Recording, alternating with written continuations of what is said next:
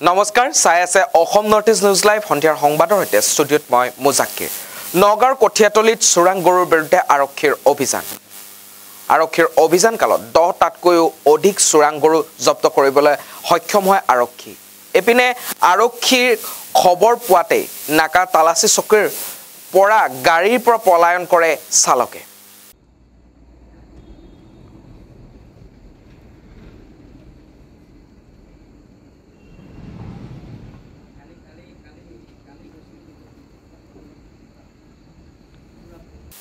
পৰৱৰ্তী বাতৰি লামডিঙত এবাৰ আৰক্ষীৰ চোৰাং তেলৰ বিৰুদ্ধে অভিযান লামডিঙৰ IOCLৰ সমীপত আৰক্ষীয়ে অভিযান চলাই 450 লিটাৰ চোৰাং তেলৰ লগতে তেল চুৰি কৰা সামগ্ৰী জব্দ কৰিবলৈ সক্ষম হয়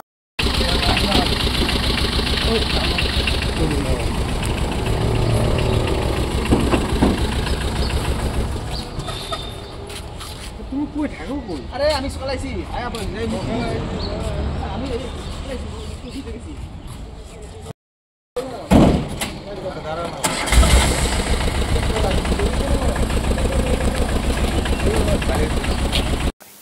পৰৱৰ্তী বাতৰি তিনিচুকীয়া জিলাৰ তালাপ আৰক্ষী চকীৰ অন্তৰ্গত ঢলা তালাপৰ তিনিটা পৃথক পথত দুৰ্ঘটনাত এটি 2 বছৰীয়া শিশুৰ মৃত্যুৰ লগতে কেইবাজনো আহত বিষয় আজি দিনটোত এই আমাৰ আজিৰ পৰা নহয় বহু যুগৰ পৰা আমাৰ এই ঢলাত কেঁচাইখাত এই যিটো আমাৰ মন্দিৰ আছে বাবু পূজা বুলি কয় এটো মানে অসম বিখ্যাত প্ৰত্যেকে জানে আৰু প্ৰশাসনে জনা সত্ত্বেও যে আজি দিনটোত মানুহৰ মানে বিশাল সমাগম ঘটিব কিন্তু আমি প্ৰশাসনৰ কোনো জায়গাতে এটা ট্ৰাফিক আমি দেখা নাপাওঁ আজিৰ তাৰিখত আৰু তাৰ আজি 3 ঘণ্টাৰ ভিতৰত তিনিটাকৈ এক্সিডেন্ট হৈছে সংঘটিত হৈছে একেবাৰে দুখৰ কথা 2 বছৰীয়া ল'ৰা এজন কেঁচুৱা এজন আজি এই বাছ ড্ৰাইভাৰৰ ভুলৰ কাৰণে সাইকেলত আছিলে বুলুটা দিখে গৈ কিনে এই বাছ ড্ৰাইভাৰৰ এক্সিডেন্ট সংঘটিত কৰে বাছ উঠাই দিয়ে তাৰ ওপৰত আৰু বাছখন পলাই যায় আৰু এতিয়া আপোনালোকে দেখিলে এইটো মৃত্যু খাবতি লগিয়া হল আৰু এতিয়া পৰ্যন্ত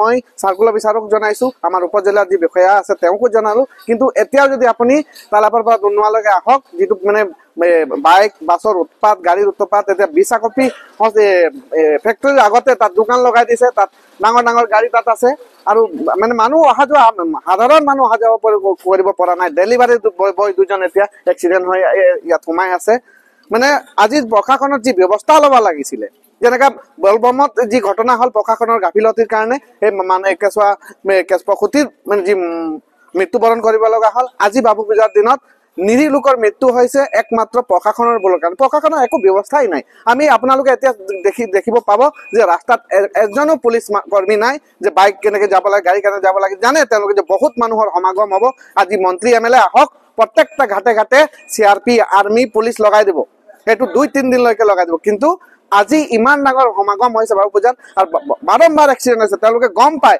তথাপিও এতিয়া পৰ্যন্ত কোনো ধৰণৰ পুলিচৰ ব্যৱস্থা নাই তাৰ বাবে আমি পুলিচক জগৰীয়া কৰিছো আৰু এই কেঁচুৱা মৃত্যু হাবতি লবলগীয়া হল তাৰ কাৰণে জগৰীয়া এই পুলিচ প্ৰশাসনে হ'ব আৰু এই ক্ষতিপূৰণ কোনে দিব আৰু এই যে যিজন বাছ ড্ৰাইভাৰক পুলিচে কৰায়ত্ব কৰিব নাই হেতু প্ৰশ্ন হৈছে আৰু এতিয়াও আমি হকিয়াই দিছো যদি পুলিচে ব্যৱস্থা গ্ৰহণ নকৰে তেন্তে ৰাইজ কিন্তু ৰাজপথত ওলাই আহিব আৰু তাৰ কাৰণে যদি অপ্ৰীতিকৰ ঘটনা যদি হ'ব তা দায়ী কিন্তু প্ৰশাসন হ'ব পৰৱৰ্তী বাতৰি মুখ্যমন্ত্ৰী হিমন্ত বিশ্ব শৰ্মাৰ দ্বাৰা পলাকবাৰী শুৱালকুছি সংযোগী 4 লেনযুক্ত দলঙৰ ভূমিপূজন অনুষ্ঠান অনুষ্ঠিত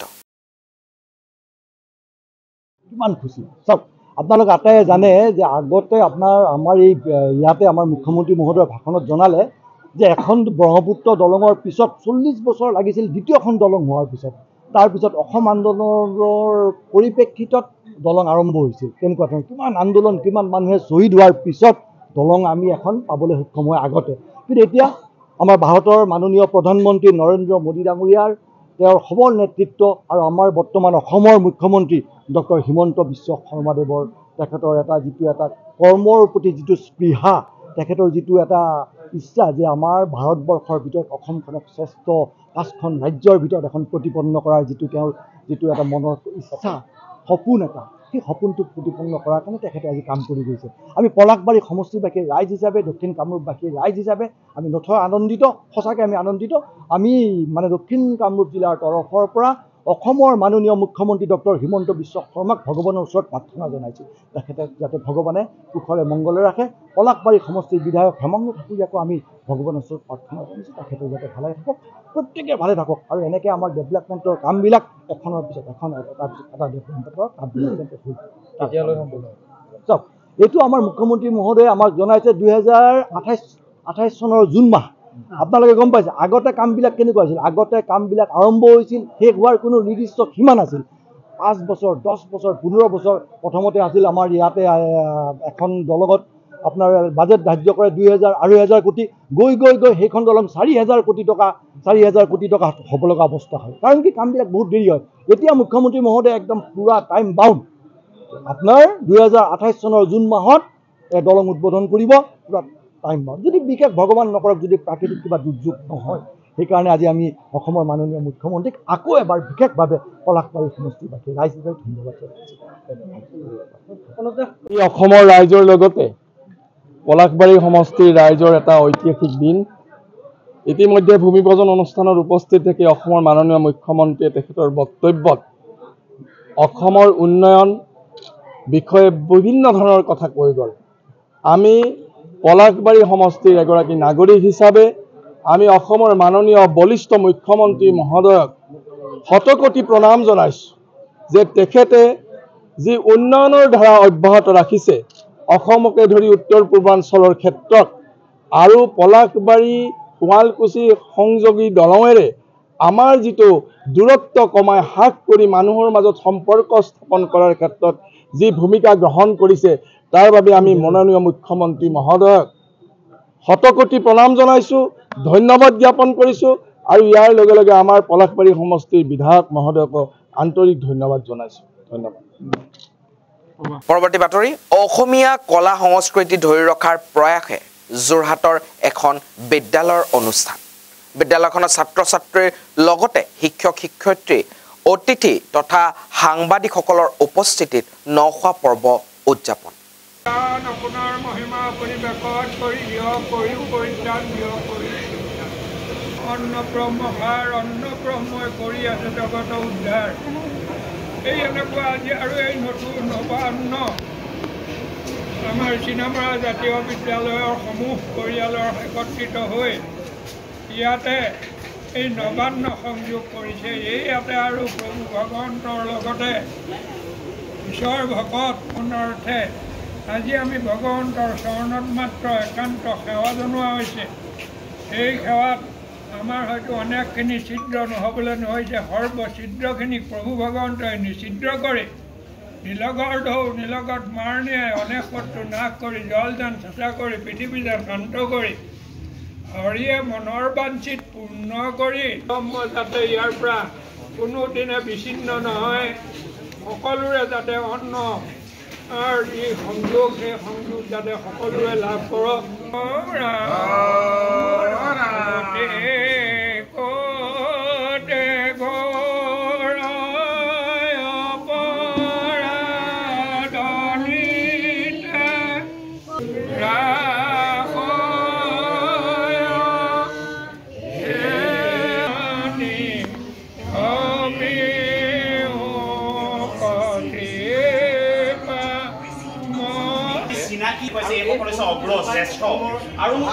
জাতীয় বিদ্যালয়ত ইতিমধ্যে ধান দোৱা পৰ্ব শেষ হৈছে। আপোনালোকে জানে যে অসমৰ কৃষিমন্ত্ৰী আহিও এইবাৰ মানে তেওঁৰ স্বইচ্ছা আহি ইয়াত আচলতে ধান দাই গৈছে। তাৰপিছত ধান দোৱাৰ পিছত আমি ধান আনিলোঁ, ছাত্ৰ ছাত্ৰীসকলে ধান আনিলে, তাৰপিছত ধান মৰণা মাৰিলে, মৰণা মৰাৰ পিছত আজি সকলো ছাত্ৰ ছাত্ৰী, শিক্ষক শিক্ষয়িত্ৰী, কৰ্মচাৰী, বিদ্যালয় পৰিচালনা সমিতি সকলোৱে মিলি আচলতে এসাঁজ খোৱাৰ কাৰণে আমি আজি ব্যৱস্থা কৰিছোঁ। আগে এই নখোৱা উৎসৱ আমি চিনামৰা জাতীয় বিদ্যালয়ত কৰি আমি এটা কথাই ক'ব বিচাৰিছোঁ যে আজিকালি যিটো নখোৱা পৰম্পৰা, সেই পৰম্পৰাটো গ্ৰাম্যাঞ্চলতো প্ৰায় হেৰাই যোৱাৰ দৰে হৈছে।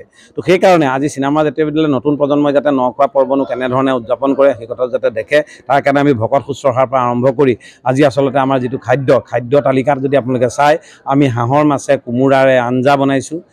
তাৰপিছত ঠিক তেনেকৈ আপুনি মাটি দাইল, ঔটেঙা, বাহু মাছ আৰু বিলাহী, পোৰা গৰৈ মাছ, পোৰা আলুগুটিৰ পিটিকা, এনেকৈ বিভিন্ন ধৰণৰ ব্যঞ্জনেৰে আমি মানে সকলোৱে একেলগে এসাঁজ খাবৰ কাৰণে ইয়াত ব্যৱস্থা কৰিছোঁ। আৰু সাংবাদিকসকলকো আজি ইয়ালৈ মাতিছোঁ যাতে আপোনালোকেও আমাৰ যথেষ্ট ধৰণৰ বিদ্যালয়খনৰ ক্ষেত্ৰত অৰিহণা আছে আপোনালোকেও একেলগে এসাঁজ খাই আমি যাতে এই বছৰটোৰ কাৰণে নতুন অন্নক যাতে আমি আদৰিব পাৰোঁ বা আমাৰ যাতে ভৱিষ্যতৰ কাৰণে আমি সকলোৱে স্বাস্থ্যৱান হৈ থাকিব পাৰোঁ খাই বৈ, তাৰ কাৰণে আমি কামনা কৰিছোঁ। ৰীতি বুলি নকওঁ, এইটো বৈষ্ণৱী নীতি বা অসমীয়া সমাজৰ নীতি, অসমীয়া মানে পৰম্পৰা, এটা সামাজিক পৰম্পৰা। এই সামাজিক পৰম্পৰা আপুনি ধৰক নৰাত বহি আজি সকলোৱে দেখিব আপুনি নৰাত বহি ভাত খাইছে, কলপাতত ভাত খাইছে, কলপতুৱা খোলত কি কৰিছে আজি আঞ্জা দিয়া হৈছে। তো এই ধৰণে আমি কোপাত বা তেনেকুৱা ধৰণৰ প্লাষ্টিকৰ সা সৰঞ্জাম আমি ব্যৱহাৰ কৰা নাই।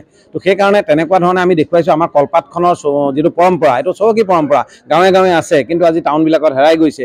আজি কলপাতৰ খোলত মানে যিটো খোল বনাইছে, আজি বাতিবোৰ কিনি অনা হয় কিন্তু এইবোৰ পেলাই দিবলৈ দিগদাৰ।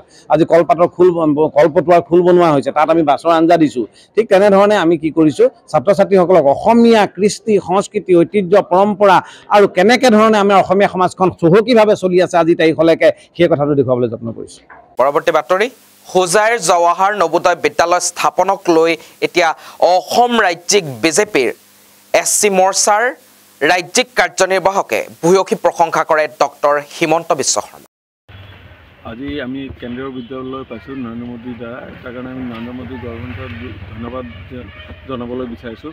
আৰু লগত আমি হোজাই জিলাত যে ইমান ডাঙৰ এটি নৱোদয় কেন্দ্ৰীয় স্কুল দিলে আমাৰ ইয়াতে, আমি বিচাৰোঁ আৰু এটি ভাল বস্তু হোজাই জিলাত দিবলৈ। আৰু আমি হেমন্ত বিশ্ব ডাঙৰীয়াকো জনাবলৈ বিচাৰোঁ যে আজি বিজেপি গভৰ্ণমেণ্ট ধুনীয়া কাম কৰি আছে, তাৰ কাৰণে আমি হেমন্ত বিশ্ব শৰ্মা ডাঙৰীয়াক চিফ মিনিষ্টাৰ অফ আছাম আৰু নৰেন্দ্ৰ মোদী ডাঙৰীয়াকো মই ধন্যবাদ জনাই আছোঁ। কাৰণ কি আমাৰ হোজাই জিলাখন বহুত নতুন জিলা আৰু ইয়াতে আমি বিচাৰোঁ যেতিয়া আৰু এটি ভাল উন্নতিৰ কাম হোজাইত হ'ব লাগে আৰু হৈছেও আৰু হ'ব লাগে। এইটো কৈ মোৰ বক্তব্য ইয়াতে সমাপ্ত কৰিছোঁ। ধন্যবাদ। সন্ধিয়াৰ সংবাদৰ পৰা মই মুজাকিৰে বিদায় লৈছোঁ। বিভিন্ন বা বাতৰিৰ বাবে চাই থাকিব Assam north east news live.